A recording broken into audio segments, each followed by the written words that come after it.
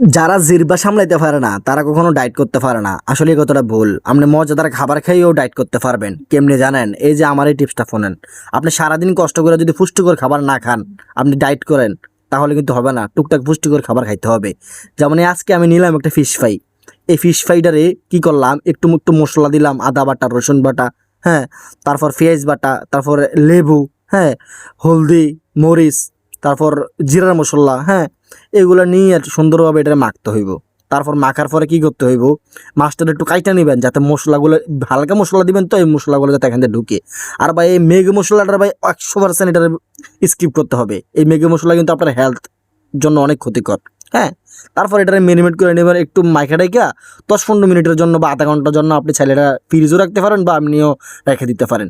যখন এটা মশলাটা ভিতরে ঢুকবো তখন আপনি এটা ওভেনে বা চাইলে একটু আগুনের হালকা হাত দিয়ে হালকা একটু সরিষার তেল দিয়ে আপনি ভাজা নিতে পারেন। আমি এটা ওভেন করে নিলাম। তো ওভেন করার পর এটা আসলে 100% এটা কেমন হয়েছে আপনাদেরকে আমি একটু বলি। ভাই এটা আসলে বলতে গেলে অসাধারণ। এক কথায় ভাই অস্থির লাগছে, যেহেতু একটু লেবু দিছি, লেবু দেওয়াতে আর একটু টেস্টটা বেড়ে গেছে। এখন 100 গ্রাম ভাতের সাথে একটু কচুর শাক, তারপর শশা বেশি করে খাইবেন, তাহলে হেলথের জন্য আপনার ভালো। তো আজকের জন্য ভিডিও এখানে সমাপ্তি। আল্লাহ হাফেজ।